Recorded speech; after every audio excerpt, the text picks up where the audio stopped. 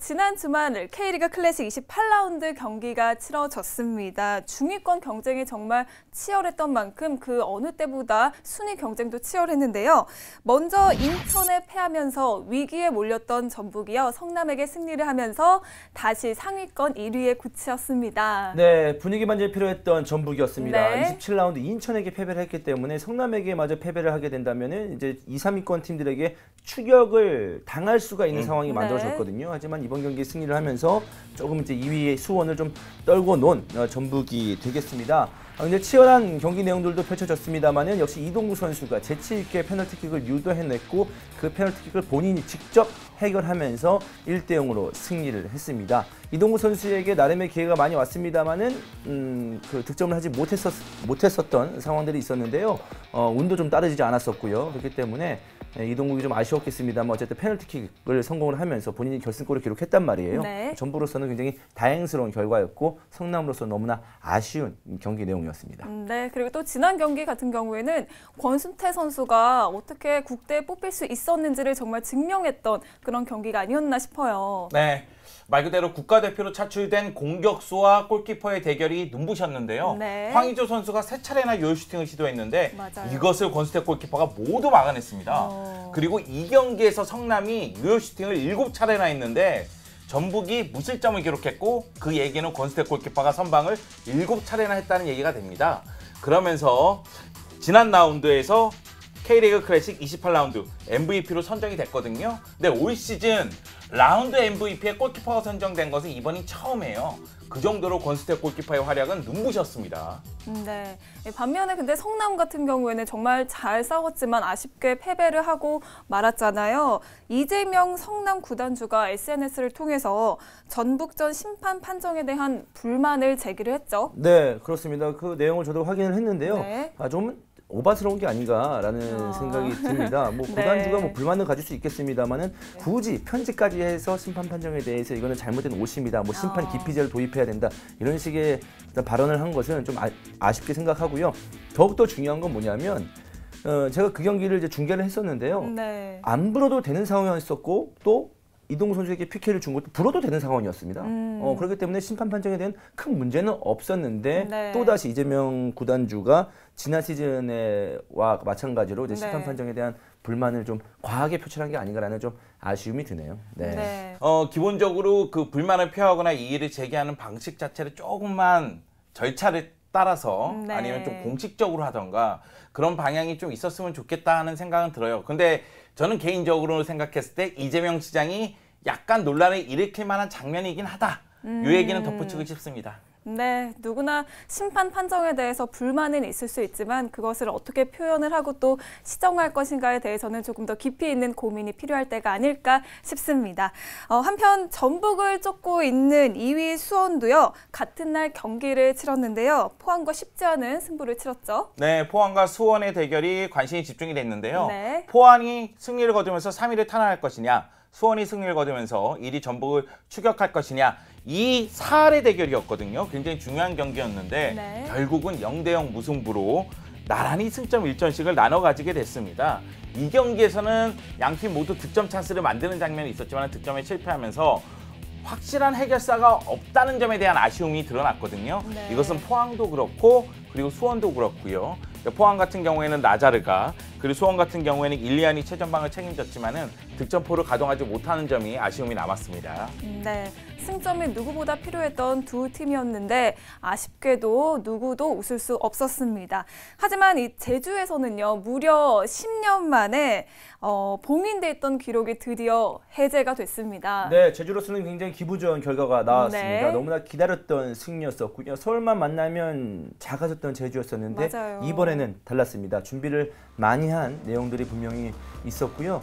윤빛가람의 슈팅을 한번 보시죠. 이번 라운드 최고의 골입니다. 올 시즌을 다 통틀어서도 세 손가락 안에 들 수 있는 굉장히 멋진 골을 보여준 윤빛가람 선수고, 윤빛가람은 이 슈팅뿐만 아니라 허리에서 상대의 미드필더 라인을 봉쇄하는 역할도 굉장히 적절하게 잘 해주면서 좋은 모습을 보여줬고요. 뭐 서울도 득점을 위해서 이제 부단히 노력을 했습니다만은 뭔가 좀 아쉬웠던 상황들이 이제 펼쳐졌습니다. 그러니까 본인들도 이제 제주만 만나면 좀 강하고 정말 언제나 승리를 해왔기 때문에 열심히 좀 뛰었었는데 결국 따라갈 수 있는 타이밍에 이 장면이 나오면서 패하고 말았습니다. 그러니까 이것은 이제 명백하게 이제 유상훈 골키퍼 김준규 선수의 실수인데요. 이 실수만 없었더라면 서울이 좀 뭔가 역전을 할 수 있는 발판이 될 수도 있었는데 네. 결국 자멸하는 경기 결과가 됐고요.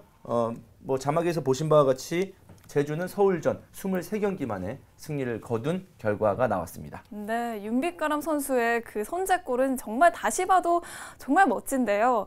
이주원 의원께서 축구 선수 출신이시잖아요. 네네. 가능할까요? 100번 차면 100번 차면 한 번 나올 것 같습니다. 100번 차면. 네. 아예 못하는 슈팅은 아니에요. 아, 네. 그런가요? 네, 지금 제주가 서울을 상대로 23경기 만에 승리를 거두지 않았습니까? 네. 그 정도의 시간이 필요합니다. 너무 많은 시간이 필요하네요. 네.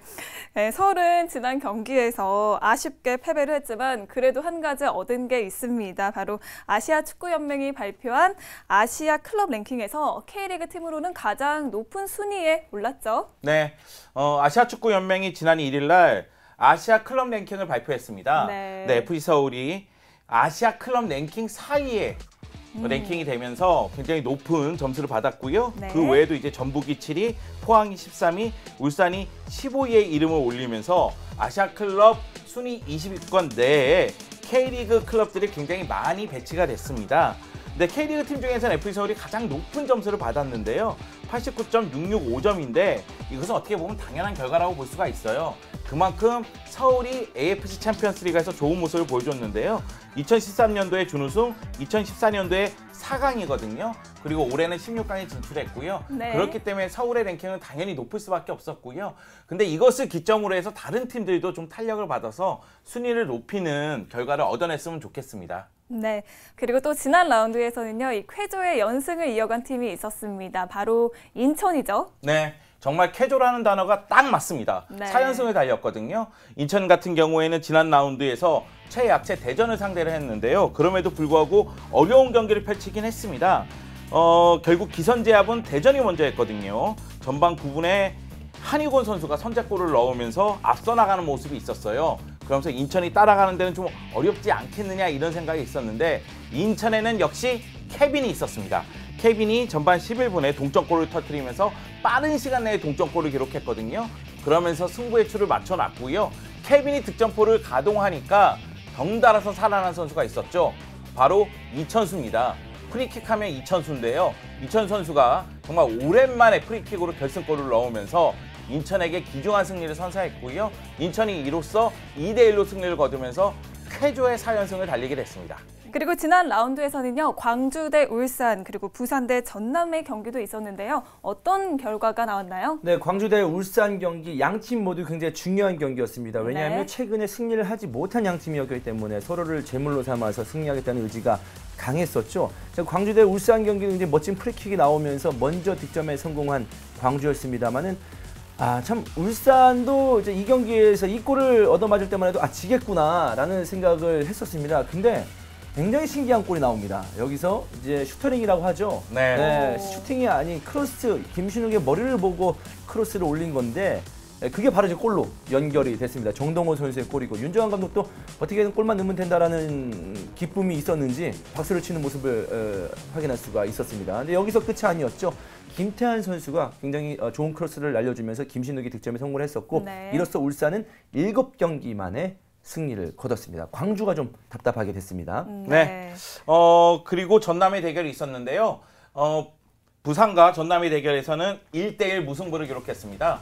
부산 같은 경우에는 경기 시작하자마자 전반 3분 만에 정석화 선수가 번개 같은 골을 기록했거든요. 그러면서 앞서 나가는 모습이 있었는데요. 그럼에도 불구하고 이 다음부터는 골운이 따르지 않았어요. 2차례나 골대를 맞췄거든요.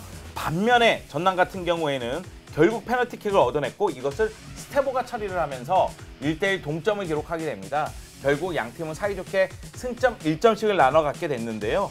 그럼으로 인해서 양팀 모두 최근 5경기에서 승리를 거두지 못하게 됐습니다.